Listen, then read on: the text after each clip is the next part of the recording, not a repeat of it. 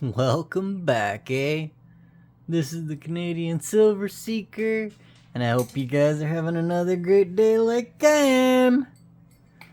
Wow, has silver and gold ever taken a bath when it came to Friday and Thursday? Hey, my boy. Kitty's on the way through here. But yeah, wow, I can't believe it was like a $6 drop within 2 days of silver, maybe more. It's just an approximation. Canadian funds, obviously. But as people panic, sell, the Canadian Silver Seeker just bought. I ended up buying over 30 ounces below spot when it came to, I guess, the end of last week and over the weekend here. I was going to go to the LCS on the weekend. I actually even swung by there to chat with him earlier. And like I said, he said he had some packages still at the old price. But I ended up having, I got an ad on Kijiji, and I ended up having a gentleman message me. He was coming into town, and he wanted to sell me rolls of quarters well below spot, and how could I say no? I actually just had enough money saved up for it to buy this big amount of silver. Normally I only get $5 a week, and well, I've been saving up money in order to buy my channel rounds, and I got that purchase and a few other things that the Canadian Silver Seeker wants to buy. But I was just about to go to $5 a week again, and I ended up getting $50. I ended up getting 10 weeks worth of silver. So all the time that I've taken off, I pretty much have already spent back on silver here. So I couldn't say no. The guy was from out of town. Sold it for well below spot, and he actually messaged the day before the spot took a huge drop too. So even the price that he was giving was well below spot before it took the $6 an ounce plunge. But it was still below spot even after taking the huge plunge. So like I said, couldn't say no to it. Ended up getting 5 rolls. I already went through and sorted it. There was just over a full roll of 65, 66s with Queen Elizabeth in her second portrait. There was just about 3 rolls of 53 to 64, which is Queen Elizabeth and her first portrait. I don't know if there we go. There's one with it. And then there was just under 1 roll of 37 to 52. That is King George. My favorite effigy there.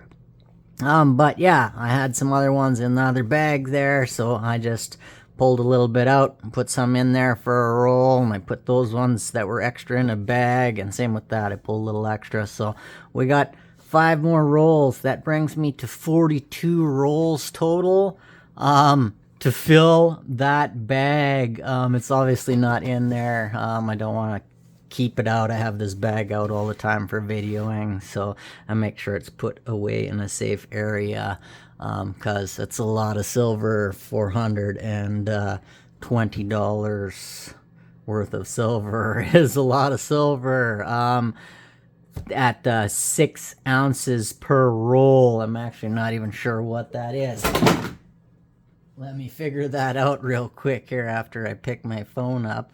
42 times 6 is 252 ounces of silver within the rolls that I have. I also did get 1 silver dollar. Couldn't say no to this because it was also well below spot, and I love the Canadian 1958 Death Dollar, British Columbia totem pole there. It is definitely one of my favorite commemorative old junk silver coins. Whenever I see them below spot, I usually pick them up. So yeah, I picked that up. I also ordered a couple things off of eBay, a new seller. Had a couple Canadian commemorative silver dollars in the 90s. They were 925s, and those were also below spot. So I reached out to the seller and made him an offer even less. he accepted, or I think he counteroffered, I accepted, combined the shipping, and yeah, I'm getting 2 silver dollars. I've already got the designs, but these ones were BU, and I've already got the proof ones. So I was thinking, if I find, I wasn't gonna collect the other ones that, are proof for BU or gold plated, but if I find them at below spot, how can I say no? The Canadian Silver Seeker loves his Canadian silver dollars, and if I can get them at below spot, well, that just decreases the cost average that I've spent on all the premium silver dollars that I've already got.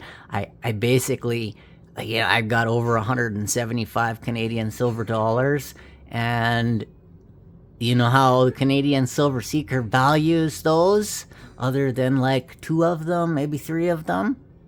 They're all in my spreadsheet, even those 2-3 special ones, like my 2-ounce 2015 Bitcoin one, and those ones.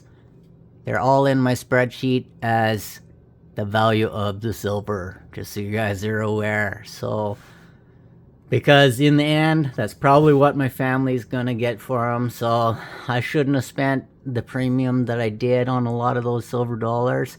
But I hear a lot of the times, you guys, especially in the States, see a lot of these Canadian silver dollars. The ones that start in 1971 up to 1981, those ones are only 50% silver, about just over 3/4 of an ounce of silver in each coin, and they have huge mintages. For most of them are in the hundreds of thousands, and they usually have a proof and a BU. And so I'm gonna start looking around, and if I find them here or there for spot prices, how can I say no? So, but other than that, I've got a couple other things to make some videos on here for some other days. But that's about it for today.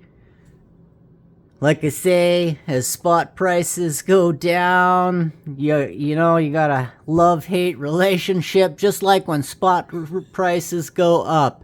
You hate to see it go down because decreases the value of your stack, but you love to see it go down because it decreases the amount that takes out of your wallet when you buy more, right? Like, how could I say no to over 30 ounces? That's 30 ounces right there, a silver 0.6 at below spot value. And then, like I say, a couple 925s, those ones are 0.75 each, so another ounce and a half below spot value.